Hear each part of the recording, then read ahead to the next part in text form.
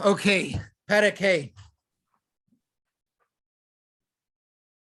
All right. I just want to say that although it's late by night and I'm tired and busy, one of the things motivating me to continue is feedback that I get from mechanchim that are following the shiurim, and I see the excitement in them, which is an excitement that I had when I discovered Kol Chinuch V'Adracha.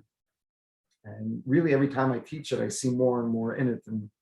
And whoever it was that once told me that it's not for our dar, the more you learn it, the more you see, well, maybe we can hold ourselves fully accountable to everything like the mashpim of Timkit Mim in Tafresh Nun Zayin, but there's so much we can learn from this. There's so Nitzchias HaTorah is the Torah's applications. If you just open the eyes, there's no such thing. It applies to 2022 as it applies to 70 years ago. Yeah. Okay, so we're moving on to Perek Hey, Tanai Sheni. The first Tanai was curious on your mahus, get to know yourself, get to know your strengths and weaknesses, critical assessment of yourself. It's more in your mahus, in your nature. Here, Tanai Sheni is Achsharas and Machanech Lamadrich. Pasha need preparation, training in our style of chinuch. So Machanech Lamadrich tzarech Achshar miyuchedes liyisroi lachanech uladrich.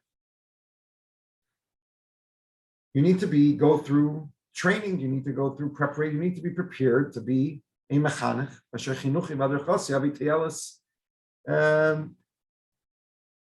nirtza. It should bring to what we're looking to achieve.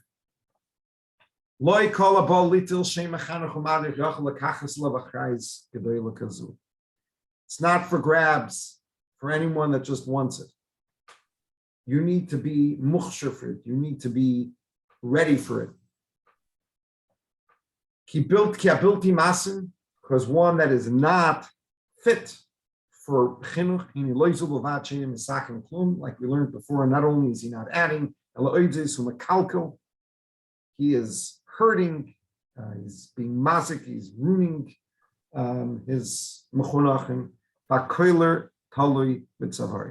Responsibility is on his head. Oh, why they hire me? They know who I was, or this is our generation, or this is the way I was educated.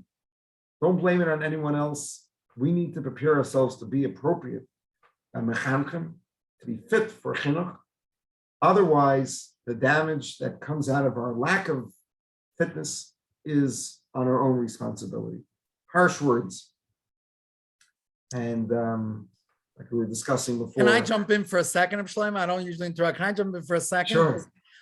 I'm like thinking as we're learning, I'm trying to think. In other words, there's two ways. There's one way is, okay, like I'm just trying to put myself in, like if I was still in the classroom, maybe at this point I'm totally out. I'm gonna walk away. I'm not even gonna walk in tomorrow. So that's 1, 2, 3, but there was something that I saw this time around. Like you say, every time you learn it, you see something more. There was something that I saw in the build that at least I would like to think, is by design. Achshara comes, he talks about Achshara right after he spoke about a person's nature versus nurture and a person's constant ability to rewrite himself, to recreate himself. And I think this itself is a tremendous, powerful message that really comes as akdama to Perek Hey. In Andere Verter, a lot of times we in Chinuch, we use this conversation. You either have it or you don't have it. If you don't have it, out, right? And for Andere Zayt, a lot of times people think, okay, I have it. So I don't need to go to pedagogy. I don't need to learn it. I have it. I'm a born natural. Both of them aren't really true to a thing. In other words, von Ein Zayt, he's talking to the person that feels he's a born natural. He's going to say, hey, there's a lot of skill to learn. But von andere Zayt, even a person that doesn't necessarily feel he has it, and he may be doubting himself, we just finished learning in Perek Daled, and that's really what he's building on in Perek Hey. A person is never static. A person's dynamic. A person is changing. He's never limited to, I'm not limited in this moment at 10:05 to whatever my reality was in 10:04. So I don't have a certain thing, or I didn't get a certain chinuch. But once I realized that I have the ability to learn everything and anything, hachshara becomes a key thing. Now we can talk about hachshara, because now hachshara is relevant to every person. Mhm. Important connection. Right. So These are I don't harsh, see they're it as harsh harsh words. words. I see it as like, it's the belief in the person. It's Believing your in responsibility. faith that Yeah, it you have believes. no one to blame, including the Abishter, including your nature. It's in your hands to change it. So get to work. Right. Don't jump the boat. Get to work. So he's also a little like summing up everything that he said until now. This is, he already said in Perek Beis, if you're not prepared, you're messing up. If you're not helping, you're ruining. Again, this is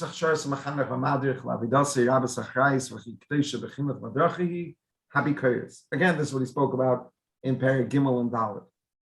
Number one, assess yourself, critically assess yourself. And now we're right, and this is like he says,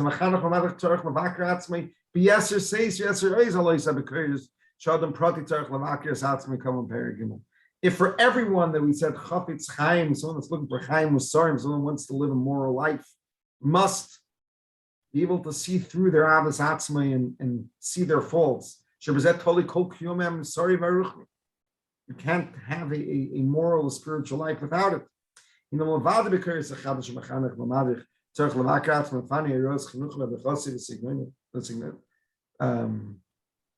Besides the fact that they need to be mavakar themselves in doing things correctly and having the right style, this is the main point. Here we're getting to the main point of Perek Hey. It's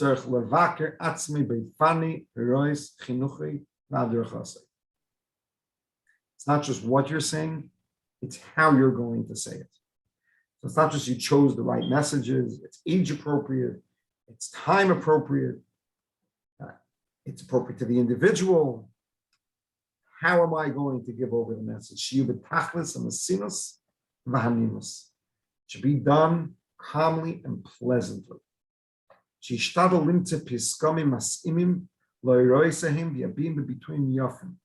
Use appropriate and nice words. Laman, for what purpose? That they should be engraved in the hearts of our Talmidim. The Yamdu Leneged Einov Gam Be'es Yotzim Eis Pnei Mechanchei Madichay. The success of Chinuch is not what's happening now in the classroom. It's how much of this they're going to absorb, make part of their life, and take with them long after our direct contact with them is over. That's Chinuch. And we're going to see that the Frierdiker was putting down the mission statement of Chinuch. And this is the difference. When we're focused on the now, when we're focused on what things are going to look like in the classroom, we want to get immediate results. We want everyone behaving right now, everyone agreeing with me right now, everyone having a strong emotional reaction to what I'm saying right now. Then we might use one style. But if we're looking for long-term effect, real effect, then it's a whole different style that's successful. They need to like what I'm saying for them to really absorb this. It's not enough that it's inspiring, it's overwhelming, it's so true, it's indisputable. This is so important to work on. But if I don't like what was just said, and I don't feel respected by the way it was said, long-term, I'm looking to get rid of this information. I'm definitely not looking to implant this in my life. And long-term, I'm going to run perhaps in the opposite direction and look for something else. I need to feel good about the message for me to want to absorb this. Frierdiker's words over here, the next line, I think is a highlight, tremendous highlight in Kol Chinuch Madracha. Right. Can I jump in for one more Sure. piece, even right before? This is a key point, and I want to get to this in a second, but I want to jump in with one more piece. And Really, it's like the slide before, if you can hit back for a second. Okay, so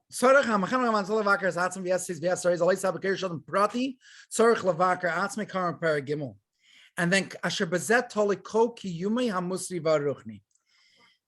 and again, sometimes I try to just use the English terms to unpack it and maybe even use modern language, not because we care for the modern, but in other words, we hear certain things and we wonder, is this compatible with Torah? Is it not compatible with Torah?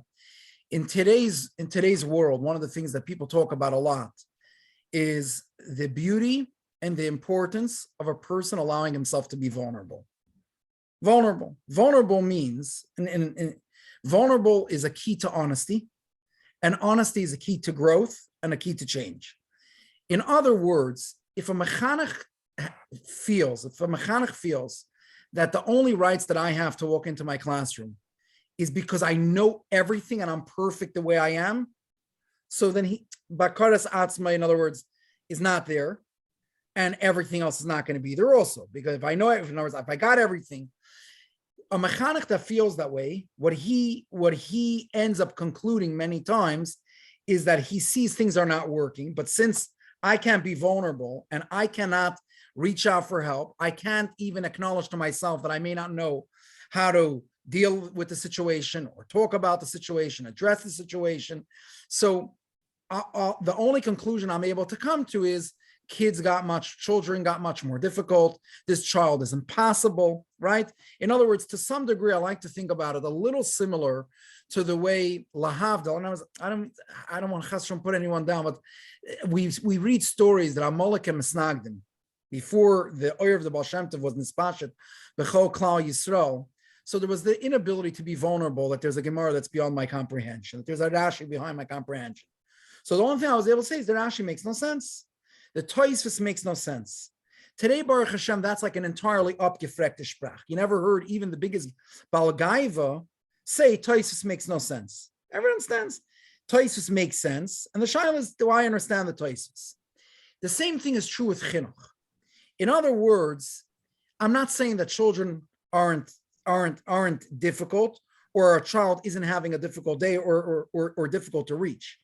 But when a person's able to be vulnerable, he's, instead of saying the child is impossible, he can say, I'm having an impossible time to reach him. Instead of saying the child is difficult, it's difficult for me to learn how to reach him. And this bakoitis, when a person's able to be vulnerable, he's able to be honest about his limitations. It's okay. Every one of us coming into chinuch, it's a normal, healthy thing to realize that the job that we're in, the shoes that we're filling, the role that we're playing is sometimes bigger than my current, skill capacity. But when I'm able to be honest, when I'm able to be vulnerable and honest, and not just, first of all, with myself, and obviously it should be a place where a relationship between a mechanech and his menal, a menal and his fellow menal, a mechanech to his fellow mechanechim. I don't know that a mechanech needs to tell the parents, I'm sorry that I don't have the skill, but a mechanech should have someone, a good friend, a fellow mechanech, ideally also his menal, anyone that he feels safe. I'm not at risk for reaching out for help. I'm not at risk for saying, you know what, maybe I can learn about how to deal with this. It's a tremendously powerful thing. They speak about it a lot, and it's interesting how much the Friedrich Rebbe dedicates so much to this idea of the importance of a person being able to be in the space of bakaras atzmai. Bakaras atzmai, if I'm vulnerable, if I can self-critique, I can be honest. If I'm honest, I can grow. If I can grow, I can change whatever it is the way I'm doing. That's number one. Now, the second part is this piece that, in other words, if you go to the second slide, again, I just want to use a terminology that not necessarily encapsulates everything, is that you brought it out in a way that a child needs to love what he's learning in order for it to stick, which certainly has its place, and it's possible that is the kav. In other words, like we'll see soon. There's a lot of pieces to understand why do certain lessons come across impactful, and why do they stick with the person and others don't. One of the things I just want to add on top of that is that when a person gives these shturim dike drashes, he isn't educating. he's suppressing, he's intimidating. And suppressing never lasts. It only lasts as long as I'm intimidated from you, whatever it is, or as long as I feel I need to suppress it. The goal of a mechanech is an educator. In other words, it's not about suppressing behaviors, it's about teaching behaviors. It's not about suppressing whatever it is, a certain view. It's about teaching a tighter view, a better view. And when a person's teaching, right? There's no reason to scream. There's no reason to embarrass people. But also, like we said earlier, is that they see this again and again. All of us as human beings, as Bnei Adam, when we're not calm, we don't learn. So when a person is screaming at me, automatically, we all have reflective, reflux. In other words, we mirror what's going on in the thing. And when someone is screaming, I become in this activated, elevated state, and I'm not in the learning mode. So whatever you're teaching me right now will not stick. I either hear you, I don't hear you, whatever it is. But I'm thinking how to survive the encounter, or the class, or the talk, or the drasha, or the musar. I'm not in this receptive mode of taking in the information, and certainly not in that mode where the information and the view that you're saying is going to settle, become absorbed, and stick. Very powerful points. And I think they're connected. Because I think what gets us to need the immediate success and to see, how our words are immediately accepted, and no one can have any questions on it, and no one could fall asleep on me now, and no one could smirk while I'm talking about something important. Our need to see that is coming from the same place where we're not allowed to be wrong, we're not allowed to be weak, we're not allowed to not know something. It's when it's all about us, and it's not about them. And from that place where, it's not about me, I want you to grow. And I don't need to look successful right now. I need you to be successful.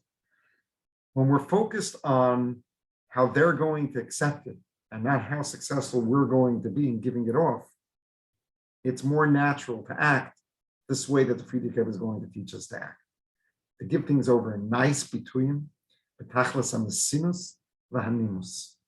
not as impressive, it's not as powerful, overpowering, intimidating. It's nurturing. It's nurturing. It feels good for them, but it doesn't make me look powerful. But the key, and this is so powerful. Frierdiker says, "Pri Chinuch v'hadracha leyitzmach ben laila." So this is what he's obviously saying. It takes time. Chinuch is not what's now. It's what's going to happen. I think there's another very powerful message, and this is why I took this picture as being the icon for Klal Chinuch Madracha. Chinuch is planting seeds. Chinuch is not building a building. When you're building a building, you put down a brick, you expect it to stay right there, and you're going to see immediately the results of your work. Planting a seed means you're dropping in the seed. You are not going to see immediate titzas. You're not going to see your atzlacha. You're burying it, actually. What it's all about is not visible. What it's really about is not visible. And that's the real atzlacha. Now, if we look at it as planting and not as building, number one, we're not obsessed with what's going on right now. Number two, we realize that a seed is only going to be absorbed by the earth if the earth is prepared. It's open. You're saying before, when someone's being attacked or being suppressed, you're shutting the earth. The way we're chayrish, the way we soften up the earth, that it's ready to be makabel, is by there being a good environment. Them feeling accepted and respected makes them accept. When we get into debates, we lose. We lose because we're forcing them to build shittis against what we're saying. Because I want to be right. Now they want to be right. So I'm going to come up with something brilliant that's going to slug up their mistake. Now they're going to have to be even more brilliant to come up with a rebuttal. We're turning them into koifrim. We're turning them into people with wrong ashkafas because we're at war with them and they're going to have to defend themselves. When we understand it's all about them growing their own tree. It's not about me building a building here. I'm not building them. I'm giving them a seed that's potent, a seed that's emes, a seed that if they're going to absorb it, they're going to grow to be a beautiful tree. It's about them, and it's going to happen with time. So patience, number one. Number two, don't ruin the future by perfecting the now. Don't kill the environment in the classroom and make them hate what they're learning, subconsciously want to reject, want to disagree with what they're learning. For what? For having perfect behavior in the classroom, for no one disrespecting you, for it looking impressive, for it sounding impressive. And you know, this is something that you see more, I think, better educators and more real people are okay with starting off their drushes boring. They start schmoozing, interessante Sachen. They warm up, they soften up the environment, and then they give their punch. Then they put in their seed, they put in their word, they give a powerful message. Sometimes someone feels like, I need to grab the crowd right away. I need to start with a powerful story. I need to start with a powerful word. I think it comes from an insecurity, like I need to grab the crowd. It also comes from, those that eat what they like most by the beginning. Like an insecurity might disappear if I don't eat it now. But it's that need for immediate success that makes us kill the real objective of Chinuch. And that is they need to take in the seed and absorb it and make it part of them. And for that, number one, needs to be respectful, needs to be nice, needs to be a positive experience for them.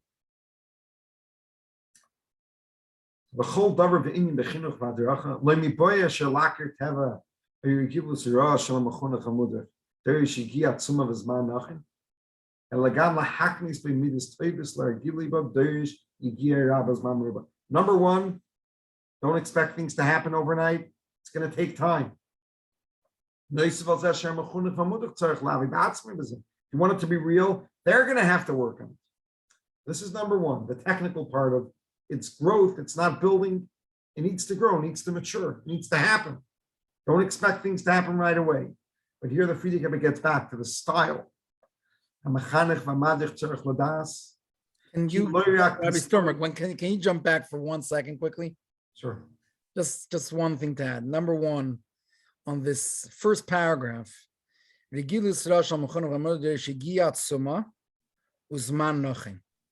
right?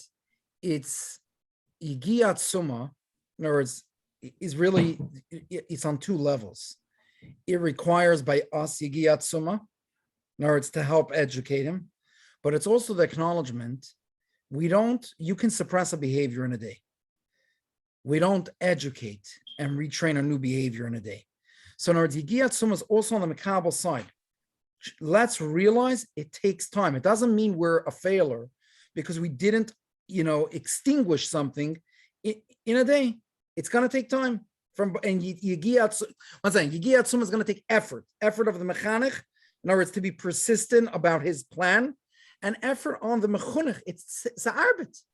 Zman nachin is also two ways to teach it.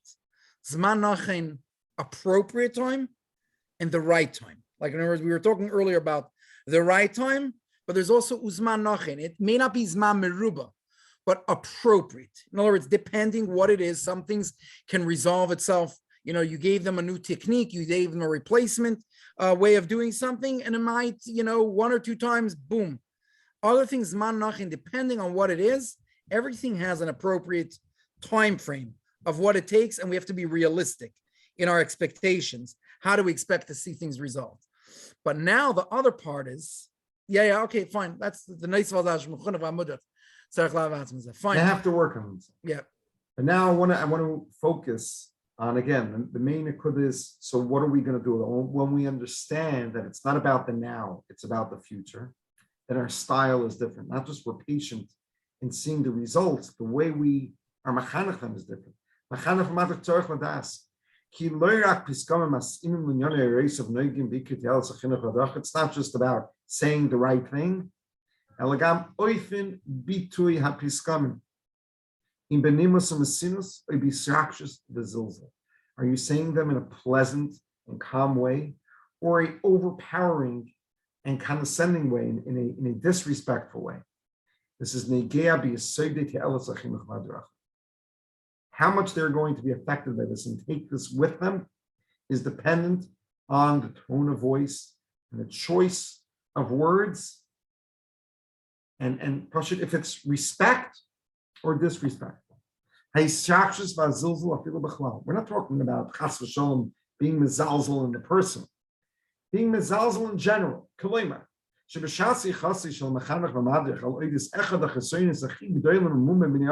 Don't in general how disgusting kas is, how disgusting gaiva is, right? He talks about it in Maila Lamata and Pashat behemoths, these people, you can't stand the Dalad Amnesty, just despicable. There's a negative and disrespectful energy. Good choice of words. You couldn't say it better. But he needs a it leaves them with a bad aftertaste. Even though this person's right. Just not geschmack. To hear this, number one, it leaves them with a bad aftertaste. Number two,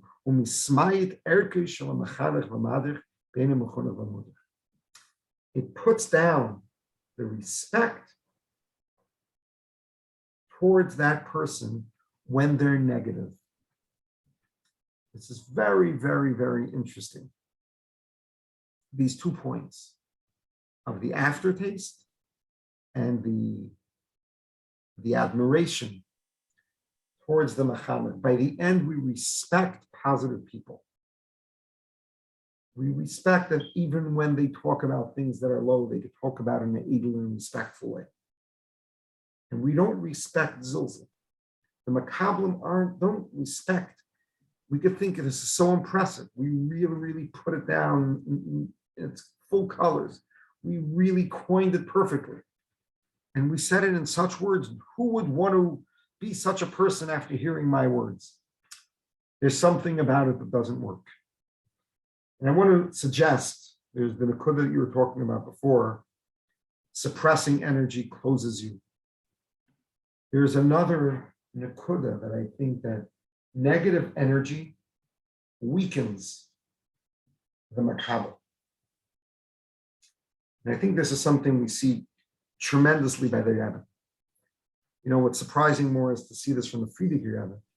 And the Frierdiker Rebbe was more in the kava gevura and putting things down in a very powerful way. The Rebbe's mahalach. Think even about the concept of shlichus. What was the reality? The reality was Klal Yisrael was in a tremendous danger of kiloyim chas v'shalom from a ruchnistic Holocaust. And if the Rebbe would not turn over the world with afatzas yadus of afatzas amayanis through shluchim, you know, all the professionals were saying, give it 50 to 100 years, there's not going to be Yiddishkeit left in the world. And the message really could have been, listen, if you want your children to marry Yidden, go on shlichus. Because you're not going to have a next generation of Frum Yidden if we don't change the tide of what's going on. The Rebbe could have started his campaign for Afat Sayadus, telling you, listen, you think you're going to sit in your house, everything's going to be good. Yiddishkeit's burning down. There's no future. You're not going to have a future. People are dying all over the streets. Drop everything you're doing. There's a tremendous sakana. Which even though the Rebbe sometimes use the word to prevent a fire, And but was that the mood? If they ever would have spoken that way, everyone sitting by the Fabrengen would feel, "Oi, I have to go on shlichus immediately. Tomorrow morning, we're packing out." Everyone would be inspired right away. Now, the Rebbe didn't take that path. The Rebbe spoke that shlichus is based on avos Yisrael. Arvus, Chosal Ravenzel is a way of achrayus for each other. If there's someone over there that doesn't know Aleph, teach him Aleph. The other side of the world, based on Aleph base, go teach him Aleph base. The energy was an energy of caring in avos Yisrael, which was a positive energy. Now, that energy doesn't work immediately. People are sitting by the Fabrengen and thinking, wow, there was such an amazing Rebbe. He loves every Yid. Even the Samaritans, another side of the world, he's ready to send away his best chassidim, that he could have enough from them being around him. He's so selfless. He's sending people to teach Aleph Beis to people that are not associated with him on the other side of the world. Did it shake up people? No. It took years and years for this to pick up. One person went on shlichus, another person went the next year, two people went the third year. It really took till the mems for shlichus to become mainstream. Now, you think if they ever would say emergency, everyone must go on shlichus. If not, you're being selfish and you're going to burn. And then b'chlal, your children are not going to survive. Why? Because I think that the nakuda is that perhaps everyone would be inspired in the moment. People would be sitting there and crying and make big achlatas in the moment. The next morning, they wouldn't be able to get out of bed. That fear and intimidation, by the end of the day, weakens a person. Oy, the problem is so big. Who knows what's going to happen? So right now, I feel like I have to do everything. But the next morning, I get up and I'm like, and I'm going to change it. And the pile, it's weaker. We see that urgency isn't the strongest motivation. Who wakes up with more motivation to go to work? The person that made a cheshbon at the end of the day and said, wow, I made $1 million today. I love success. I love money. Or the person that goes to sleep, oy vey, if I don't get up tomorrow morning to work, I'm going to lose my house. The bank is going to take away my house. Who gets out of bed with more energy? Who b'chlal gets out of bed? The person that went to sleep feeling it's geschmack to have money wakes up the next morning with motivation. The person that went to sleep worrying that if I don't get up tomorrow morning, that's it, I'm losing my house, ends up not having the energy to get out of bed. That's the same thing over here. If this overpowering energy, which it's so tempting for a preacher, for a mechanech, for a mashpia, to want to get everyone crying, wanting to get everyone pale. You want to see that immediate reaction. You feel like you got your point through and went penetrated straight into their hearts. Frierdiker was saying, it's a mistake. Rabbim ha-mechanchim ha-madrichim toyim b'zeh, ma-shechoshim ha-shabisrakshis b'kol ram v'rash yagil matarasim ha-chinuch v'adracha. It's a mistake when you think that these powerful, poking words are going to bring them somewhere. They attack them with divri roiges, with angry words, they curse them out, they humiliate them. If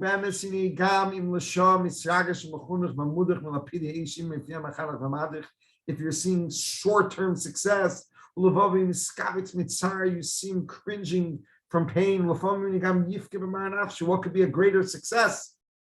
You got him to cry. Amazing. Moved him emotionally.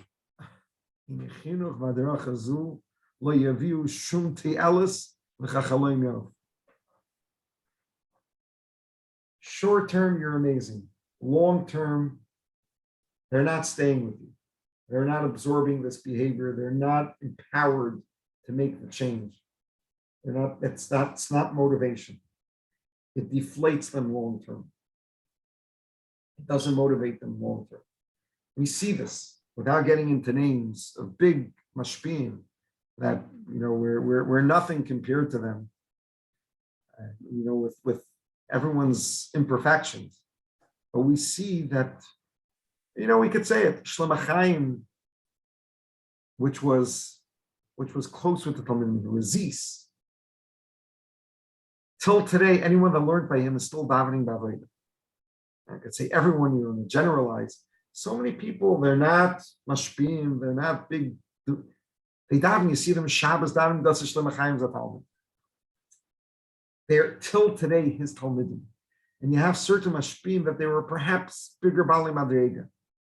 And they never spoke a word of Dvarim B'Telem. But you don't see the next generation of the people living with their message and living, because it makes you feel small. I can never be that way. And I'm terrible and I'm stam.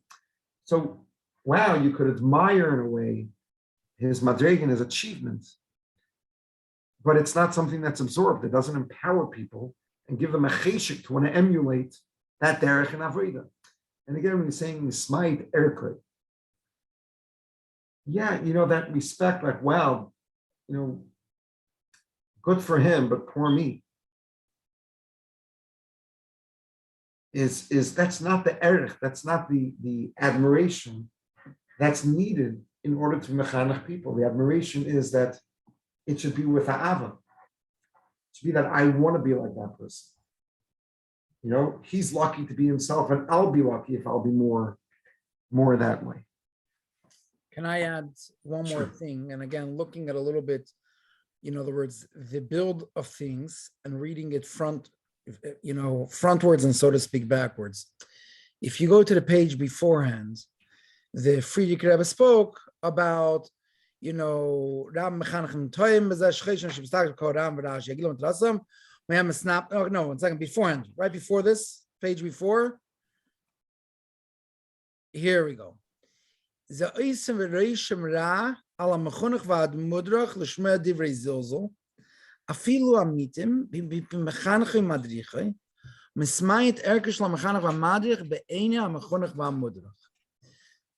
there's a lot of examples where sometimes we fall into this trap.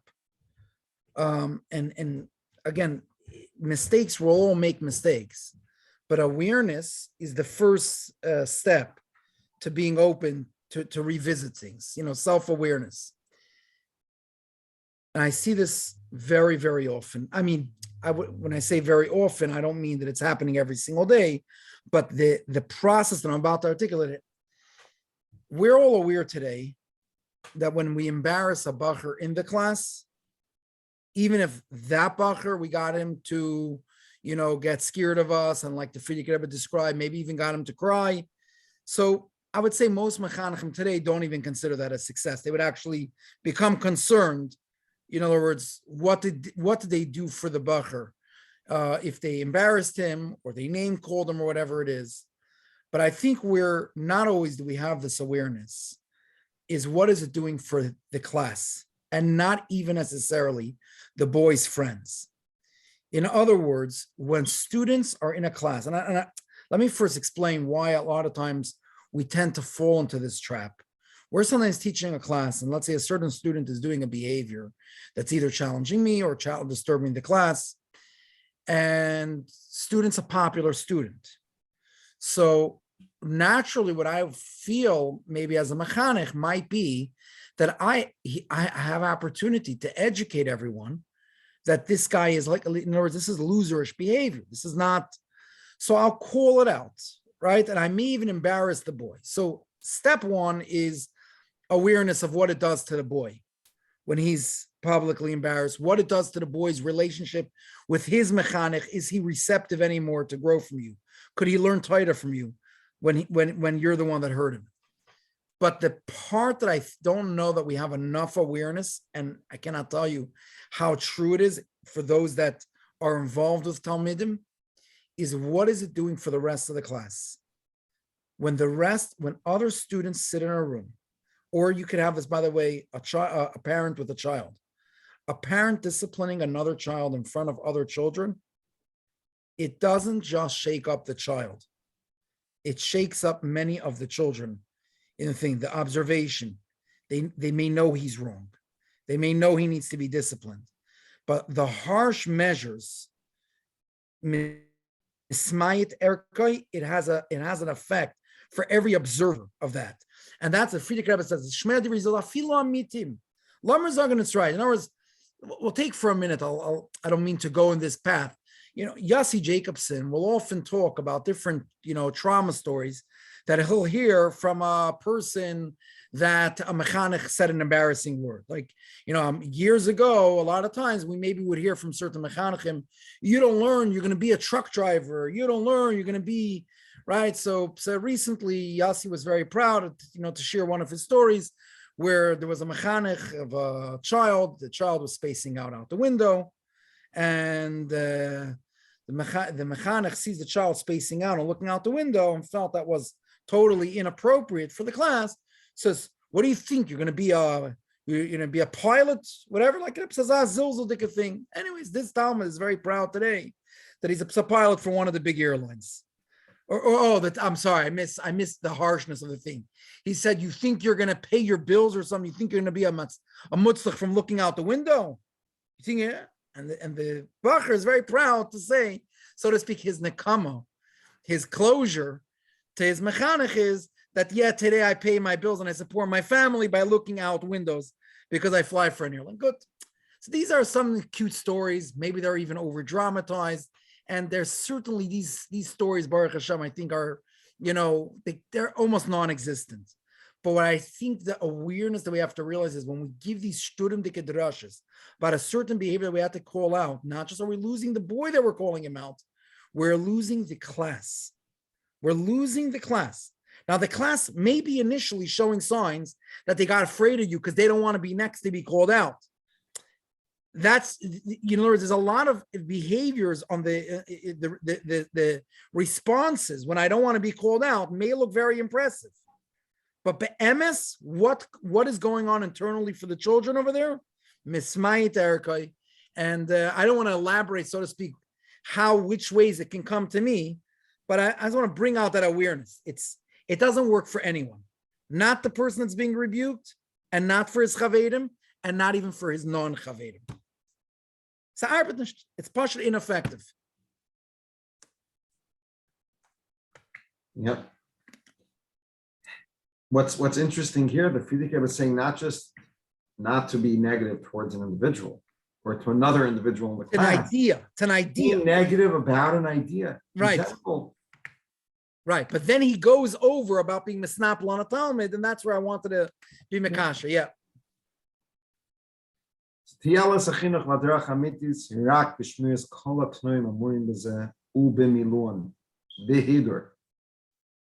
Want to be effective, you need to follow these rules that we're learning, everything that we learned until here.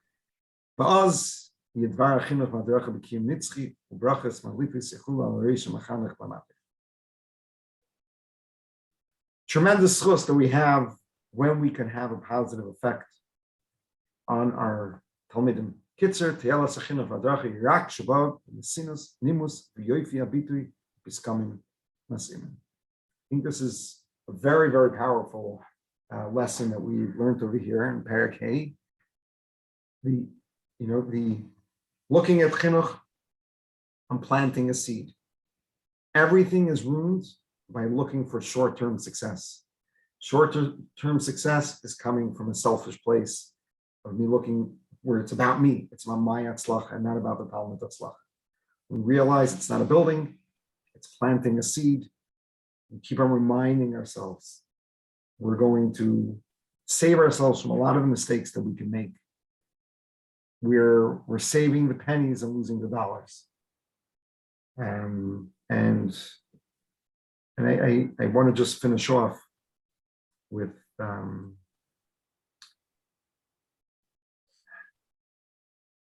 damage can be repaired.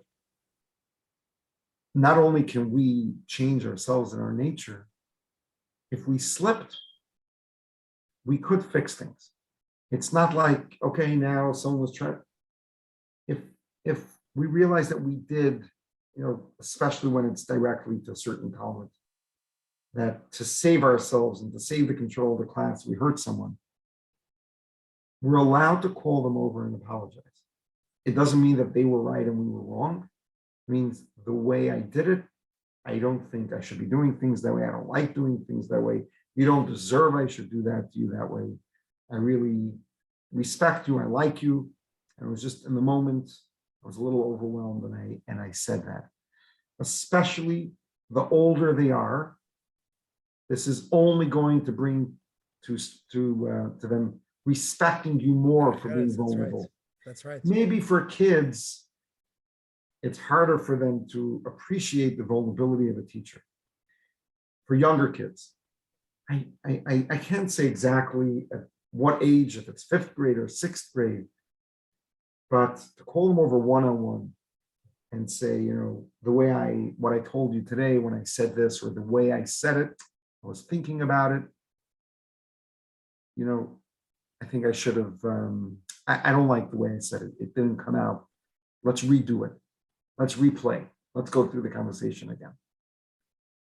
With older Talmudim, we could say, you could even be more vulnerable and say, I was a little intimidated in the moment, and sometimes I feel threatened, and I went into unhealthy space, But with the younger the Talmud is, the more you have to still watch over your position, perhaps. But we really have to realize that we don't have to lead batzer batoyot shalanu. We don't have to cement ourselves into, once I made a mistake and I can't admit it was a mistake, so I have to justify it and put down the kid even more and explain why, build a whole sheet out of it. We could just fix it. And brains are healable, especially the closer it is to the experience. The more we could fix the experience and fakir, that could build a cure with that Talmud. That could build trust. That builds a respect that this person's honest. He could live up to his weaknesses. He could live up to his mistakes. It teaches them that they should be able to live up to their mistakes and apologize. So it's not, okay, if I mess up, things are messed up, and there's no room for error, and I should stay out of the classroom. We remember that the sooner we clean up, not only can we fix it, that could be an opportunity, a very educational opportunity, and make them feel even more respected, even more liked, and trust you even more, then maybe even some of our mistakes are opportunities to be a better educator for that child as well. Right. And if I can just add one quick point, that was very powerful. If I could just add one quick point, I find that even with younger children, I don't think we have to get into a calculation or why I did it or I was wrong for doing it. But the idea of saying I'm sorry, in other words, could be very, in other words, Amal, sometimes we slip up. It's not that we believe that we should have said something so strong or that we even lost ourselves. Sometimes we underestimate how sensitive a certain particular boy might be, or we asked him a question and we meant good, but it ended up hurting him. It's, to me, it's, I don't know. I'm not saying I didn't see this, and I would have to think about it. But I'm not sure that it's so wrong to say I'm sorry. If you see that a certain thing didn't have its desired effect, without going into a pilpul, without explaining anything about yourself and why you're wrong and how you're going to work on yourself and how you're never going to do it again, just, I'm sorry that you were hurt. I'm sorry that you were hurt. Maybe you even had to do it. I still feel sorry that you were hurt. The famous word that a person that has a chalaim ran Shabbos, he fasts on Shabbos and he fasts on Sunday. You're fasting on Sunday, you're saying, I'm sorry to Shabbos, so to speak. If you're sorry, so why did you fast? No, you had to fast. A chalaim ra, you had to fast. But it's okay. Now it's okay. It's required that on Sunday I have to fast for fasting on Shabbos. I think it's mechuyev. I think it's mechuyev to show Avon, to show that it pains you, that they were pained, even if what you did to them was exactly what you meant to do. Right. Hug your child after, even if you need to punish them, even if you need to give them a patch, hug them after. And it hurts me that this happened. Even if you're staying with it, that's what needed to be done. It's still to show them that personally it hurts you, that they need to miss that part of the class, they need to miss that trip. And that could have been 100% the right thing. Say, I'm sorry for the pain, it's so uncomfortable for me. Makes them feel that it was coming from love. Right. Even if it wasn't a mistake, especially if it was a mistake.